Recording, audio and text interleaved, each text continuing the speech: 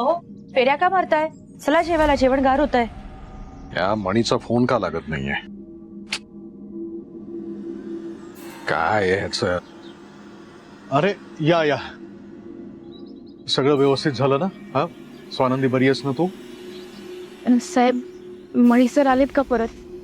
अगं येईल तो, कशाला काळजी करतेस? ज्याची बायको अशी लफडेबाज आणि खोटाडी निघेल त्याला धक्का बसेलच ना. आणि तुम्ही काय, चला जेवायला, गार होतंय जेवण. आणि मणी मणी मणी पुरे करा आता. त्याची बायको आणि आई आहे ना शोधायला, त्या शोधतील. शालिनी, वेळ प्रसंग काय आहे? तुम्ही काय बोलताय? मणी परत आल्याशिवाय माझ्या घशाखाली एक अन्नाचा घासही उतरणार नाहीये. साहेब, अशा अवस्थेत मणी सरांना एकटं सोडणं योग्य नाहीये. आपण त्यांना शोधायला हवं. हे बघ स्वानंदी, हे काय नवीन नाहीये, हे त्याचं नेहमीच आहे. तो अपसेट झाला की असा एकांतात कुठेतरी जाऊन बसतो. नाही, पण मी मणी सरांना जाऊन शोधते. कुठे शोधणार आहेस तू? तू त्रास करून घेऊ नको, आम्ही शोधू त्याला. हा, आणि मी डीसीपी साहेबांना मेसेज पाठवला होता. त्यांचं मला लगेच उत्तर सुद्धा आलं. ते पोलिसांना पाठवणार आहेत मणीला शोधण्यासाठी. पोलीस किंवा इतर कोणी मणी सरांना शोधू देत, पण मी स्वतः जाणार आहे मणी सरांना शोधायला. मग माझ्या बरोबर कुणी असो किंवा नसो, मी जाते. मी येते तुझ्या बरोबर. अगं पण नीलम, तू... मला माहिती, अशा वेळेला मणी कुठे असेल तू. चल, सांभाळून जा.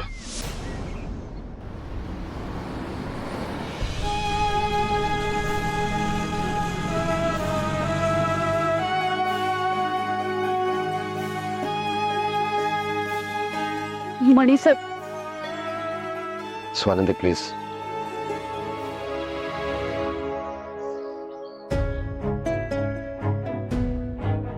मणी सर, अहो का असं वागताय माझ्याशी? तुमचा विश्वास नाहीये का माझ्यावर? आणि आपलं काय ठरलं होतं?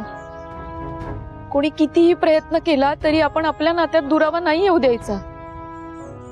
विसरलात का तुम्ही? म्हणे चुकीचं वागलं असणार आहे तू.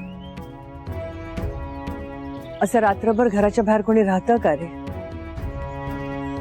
तू इतका मॅच्युअर्ड, इतका समजूतदार मुलगा असून सुद्धा कसं असं करू शकतोस? प्रत्येक वेळी इतरांचा विचार करणारा मणी, कमीत कमी त्या स्वानंदीचा तरी विचार करायला हवा होतास. मणी सर, मी DNA टेस्ट करून आली.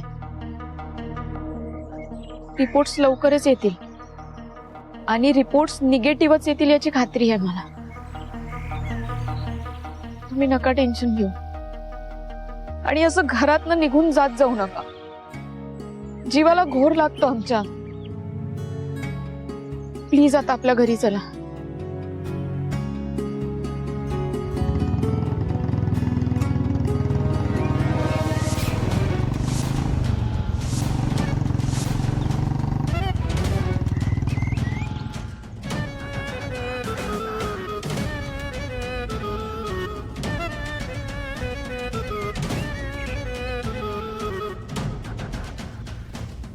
मणी, आय एम सॉरी, मी इथे आलो. मला स्वानंदीने सांगितलं होतं की मला इथे यायची गरज नाहीये, पण मला तुझी आणि त्याहीपेक्षा स्वानंदी आणि आमच्या बाळाची काळजी वाटली म्हणून मी इथं आलो.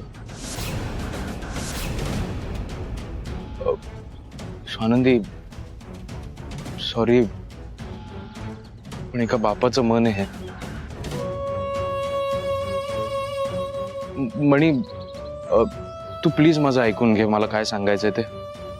तू माझ्यावर रागवलायस आणि तुझा राग अगदी बरोबर आहे, पण मी इथे तुम्हाला त्रास द्यायला नव्हतो आलो. मला नव्हतं माहिती मी तुमच्या आयुष्यात आल्यावर तुम्हाला सगळ्यांना एवढा त्रास होईल. मी फक्त इथे माझ्या बाळासाठी आणि स्वानंदीसाठी आलो होतो, आणि मला त्रास होत असेल तर मी तुमच्या आयुष्यातून निघून जातो आत्ता या क्षणी. बस करावं तुम्ही. सारखं सारखं जबाबदारीचं पुराण. कंटाळा आलाय आता ऐकून. नाही ऐकायचंय. आणि तुम्ही आमच्या आयुष्यात येऊन आमच्या आयुष्याची काय माती झाली नाही याची कल्पना नाहीये तुम्हाला. त्यामुळे प्लीज हात जोडते मी तुमच्या पुढे. परत परत नको तो विषय.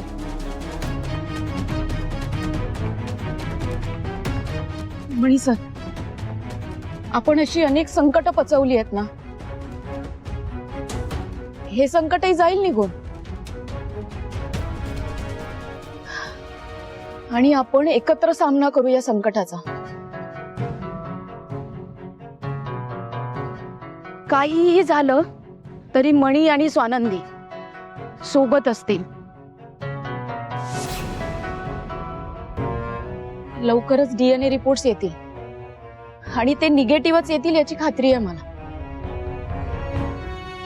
तुम्ही या सगळ्यांकडे नका लक्ष देऊ.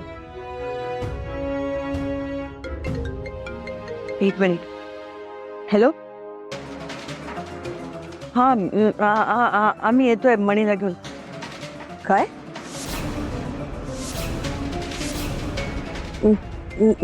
येतो आम्ही येतो. DNA रिपोर्ट आलेत. चल.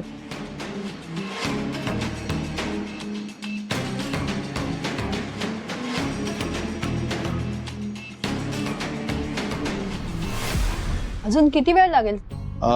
जरा थोडा वेळ थांबूया आपण. Swanandi on the way. कधी येईल? स्वानंदीला एक गोष्ट वेळेवर करता येत नाही, नुसता त्रास सगळ्यांना. स्वानंदी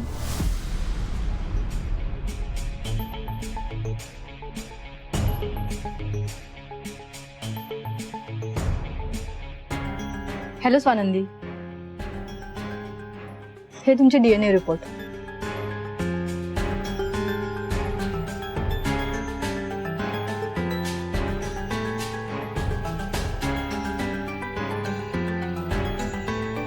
प्लीज तुम्ही इथे साईन करा.